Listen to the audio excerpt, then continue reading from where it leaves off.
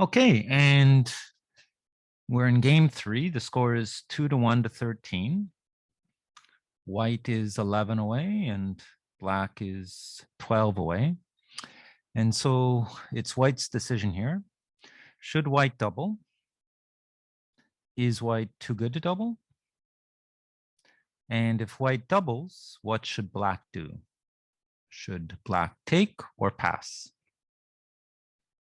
Okay, so pause the video and think about it for a few minutes. Look at the different factors and make your decisions. Okay, and here we are. And as you can see, the decision is double take. Okay, so white has a double and black should take. It's clear that white has a big advantage here, okay, with black having one checker on the bar.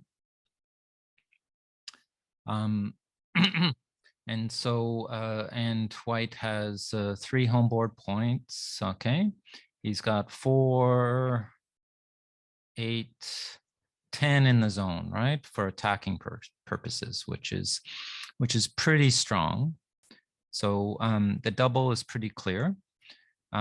There's also the factor that black has an extra blot hanging around that these 2 checkers could potentially hit if black stays out.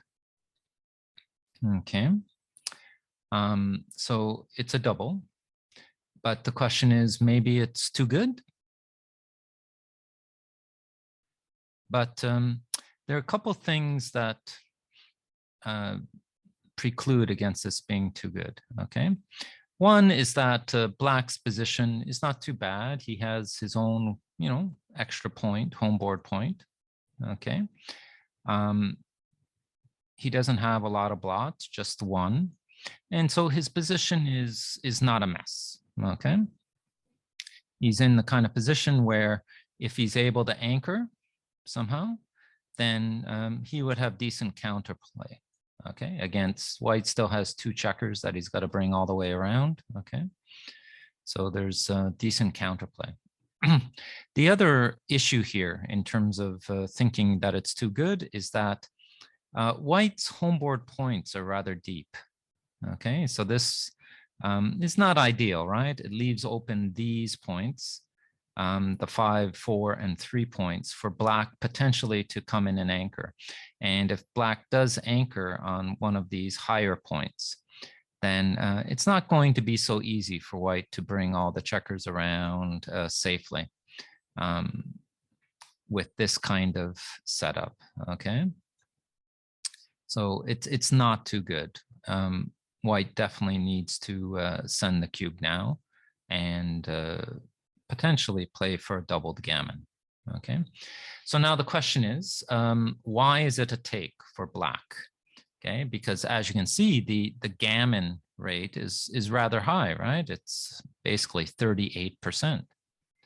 Okay, but also notice black's winning percentage is quite decent, right? 35.5% basically. So that kind of indicates that black has some decent counterplay. Okay. And even some gammon chances of his own, 9%, okay? So in terms of the take, right, it's all, it's true that there are 10 in the zone, but the extra checkers are here. There are no extra checkers on the 8 point or any other checkers to attack with here, okay? So basically 4s and 2s hit, okay? And then potentially a 9, okay? So it's not all that many numbers, and definitely not too many numbers to point and put and make another point in white's home board, especially on top of black's head. Okay, so black has decent survivability chances here. Okay, and if he can anchor up, then his position will be not too bad at all. It's going to be tough for white. Okay. Now, of course, there's these problems of the extra blot, but at least it's not a direct shot. Okay, so white, of course, will be focused on attacking here. Okay, and you know, if he rolls a 4, he's more likely to attack. Of course, the 6-4 will hit, but in any case, it's you know, the players playing black here might panic a little.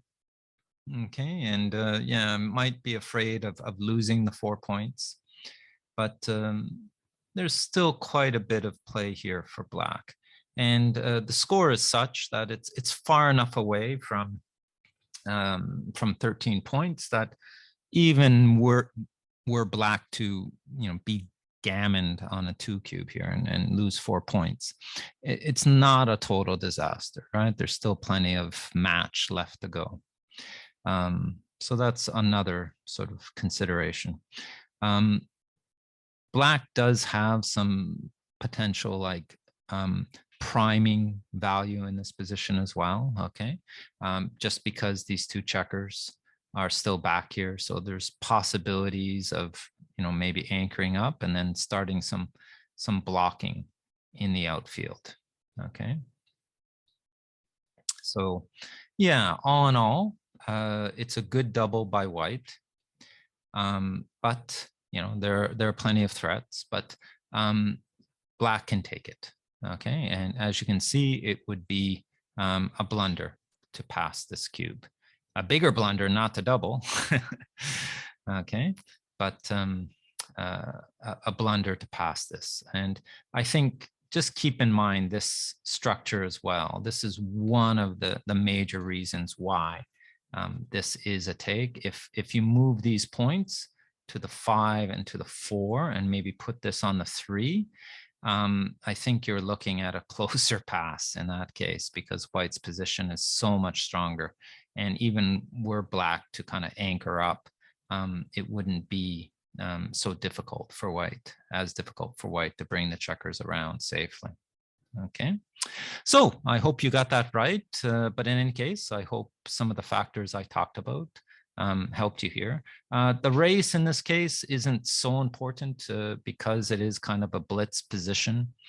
And notice these buried checkers that kind of also distorts what the race means in this position. So in this case, it's white has threats, including picking up an extra blot here, but black also has decent survivability chances and possibly anchoring and giving white quite a hard time to bring this game home for victory.